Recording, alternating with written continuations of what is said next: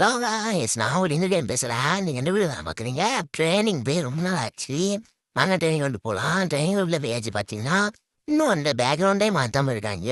உள்ளே வந்தாச்சு. உள்ளே வந்தோன்னு பார்த்தீங்கன்னா 2 ஏணி அதே மாதிரி தான் வச்சுருக்காங்க.